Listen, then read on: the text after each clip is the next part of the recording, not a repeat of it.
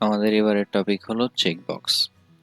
আমি আগে থেকেই একটা ফ্রেমের উপরে একটা প্যানেল এবং কিছু লেভেল অ্যাড করে রেখেছি। এবার আমরা দেখব কিভাবে চেকবক্স অ্যাড করতে হয়। তো আমি লিখেছি select the options you want to buy, অর্থাৎ এই চেকবক্স যেগুলো আছে এগুলো একটা বা একের অধিক সিলেক্ট করা যাবে। তো আমরা যখন এখান থেকে একটা একটা ড্র্যাগ করে এনে এখানে রাখছি, একটা একটা নতুন নাম হচ্ছে। এখানে চেকবক্স 1, চেকবক্স 2, যে চেকবক্স 3, এরকম করে যতগুলো অ্যাড করা হবে একটা করে অ্যাড হবে, অর্থাৎ ইনক্রিমেন্ট হবে নাম। তো আমাদের চেকবক্স অ্যাড করার পরে দ্বিতীয় কাজ হলো এদের ভ্যারিয়েবল নেমগুলো চেঞ্জ করে নেওয়া। তো যেহেতু এগুলো চেকবক্স, কে দিয়ে আমরা শুরু করব। চেকবক্স ধরলাম, এটার নাম দিব আমরা কিবোর্ড। তো কে কিবোর্ড দিলাম এবং এরপরে আমরা টেক্সট এডিট করে লিখে দিলাম কিবোর্ড এবং এর সাথে আমরা এর প্রাইসটাও দিয়ে দিতে পারি। আচ্ছা, এরপরে হলো আমাদের কাজ একটা বাটন অ্যাড করা। এই বাটন আমরা এখানে আনলাম এবং বাটনটার নাম পরিবর্তন করে দিব বাটন সাবমিট। তো অনেকগুলো চেকবক্স অ্যাড করে সেগুলো কাজ করা যেহেতু সময় সাপেক্ষ, এই জন্য আমি আগে থেকে কিছু জিনিস ক্রিয়েট করে রেখেছি। আমরা সেখানে চলে যাব ডিরেক্ট। এই যে চেকবক্স ডট জাভা, এখানে চারটা অপশন আছে: কিবোর্ড, মাউস, টাচপ্যাড এবং হেডফোন। বাম পাশে এই অংশটাতে দেখা যাচ্ছে যে প্রত্যেকবার আমরা যখন একটা করে চেকবক্স সিলেক্ট করছি তখন সেইটা হাইলাইট হচ্ছে।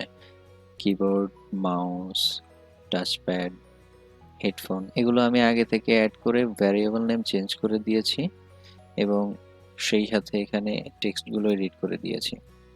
এবার সাবমিট বাটনের কাজ কি? সাবমিট বাটনে আমরা যখন ক্লিক করব তখন কিছু একটা শো করবে, সেই ফাংশনটা আমাদের লিখতে হবে। তো ইভেন্ট অ্যাকশন পারফর্মতে গিয়ে আমাদের কিছু কোড লিখতে হবে। তো কোড যদি পর্যবেক্ষণ করা যায় তাহলে ব্যাপারটা এরকম আসে যে আমরা সবগুলো জিনিসের প্রাইস রাখবো। সো সেটার জন্য আমাদের রাখতে হবে হলো একটা ডাবল টাইপ ভ্যারিয়েবল এবং একটা স্ট্রিং রাখতে হবে, যে স্ট্রিংটা হবে মেসেজ, যে মেসেজটা শো করবে। সো আমরা এই দুইটা ভ্যারিয়েবল আগে ক্রিয়েট করে নিলাম এবং সেকেন্ড কাজ হলো আমাদের এখানে চারটা অপশন আছে। তো আমরা চারটা অপশনই ইফ কন্ডিশনের মধ্যে চেক করব।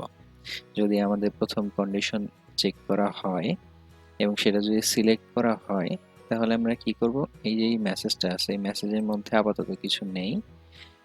সো আমরা এই মেসেজের সাথে কনক্যাটিনেট করে দিব যে কিবোর্ড 600 টাকা। আচ্ছা, এরপর যেহেতু কিবোর্ড সিলেক্ট করা হয়েছে এবং 600 টাকা ইনক্রিমেন্ট হয়েছে, অর্থাৎ আমার টোটাল যে অ্যামাউন্টটা 0.00 ছিল সেই অ্যামাউন্টের সাথে 600 টাকা কি হয়েছে, অ্যাড হয়েছে।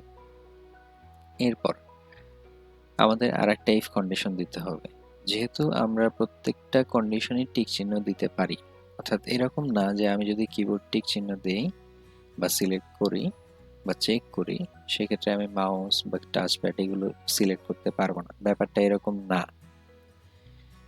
এখানে আমরা ইন্ডিভিজুয়ালি একটা একটা করে সিলেক্ট করতে পারি অথবা চাইলে সবগুলোই আমরা কি করতে পারি, সিলেক্ট করে দিতে পারি বা মাল্টিপল সিলেক্ট করা যাবে। তো এই জন্য আমরা প্রত্যেকটাই ইফ কন্ডিশনের মধ্যে রাখতেছি, এখানে কিন্তু এলস ইফ কন্ডিশন নাই।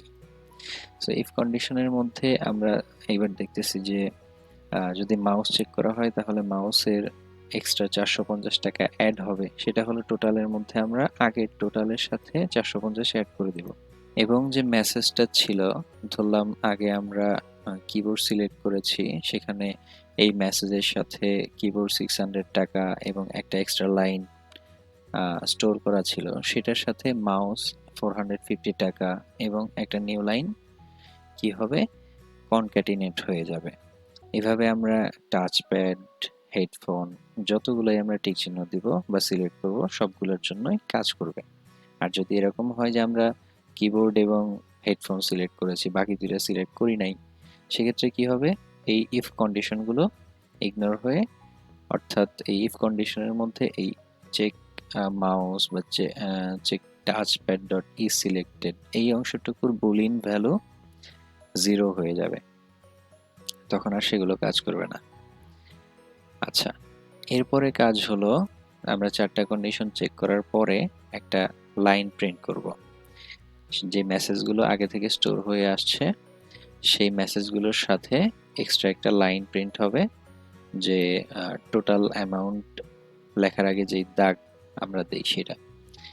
এরপরে আমাদের প্রিন্ট হবে হলো যে অপশন পেইন্ট আর শো মেসেজ ডায়লগ। এটা দেওয়ার কারণ হলো আমরা নতুন একটা ডায়লগ বক্স ওপেন করব, যে ডায়লগ বক্সের মধ্যে লেখা থাকবে মেসেজ, যে মেসেজটা আমরা এতক্ষণ ধরে স্টোর করেছি, এবং তার সাথে টোটাল অ্যামাউন্টটা এই টোটাল ভ্যারিয়েবলের মধ্যে যেই টাকা স্টোর করা আছে সেইটা দেখাবে এবং লাস্টে বলবে এত টাকা। আমরা যদি এখন রান করি তাহলে অটোমেটিকলি সেভ হয়ে ফাইলটা রান হবে এবং আমরা দেখতে পাচ্ছি select the options you want to buy, অর্থাৎ একটা বা মাল্টিপল আমরা সিলেক্ট করতে পারবো। সেখানে আমরা দিলাম প্রথমে কিবোর্ড এবং টাচপ্যাড। তো 1700 এবং 600 টোটাল যদি আমরা সাবমিট করি তাহলে দেখাচ্ছে কিবোর্ড 600, টাচপ্যাড 1700 এবং টোটাল 2300 টাকা। আমরা ওকে দিলাম। আমরা বলতেছি যে না, এবার আমরা মাউস এবং টাচপ্যাড দিব। সেক্ষেত্রে আমরা সাবমিট করার পরে মাউস এবং টাচপ্যাড দিয়ে এই টোটাল অ্যামাউন্টটা এখানে শো করবে। এখন কথা হলো যদি আমরা কোনোটাই না সিলেক্ট করি সেক্ষেত্রে কি হবে? সেক্ষেত্রে এই যে 4টা কন্ডিশন আছে সেই 4টা কন্ডিশনই ইগনোর হয়ে যাবে, কারণ 4টা কন্ডিশন ফলস ভ্যালু আসবে এবং লাস্টে যেহেতু আমরা মেসেজ একটা লাইন আমরা এখানে শো, মানে একটা লাইন আমরা যেহেতু এখানে প্রিন্ট করিয়েছি এই যে এই ডায়লগ বক্সের মধ্যে যে মেসেজ দিয়ে, সো ওইটা প্রিন্ট হবে সাবমিট দেওয়ার পরে। এখন এখানে দেখাচ্ছে টোটাল 0.00 টাকা।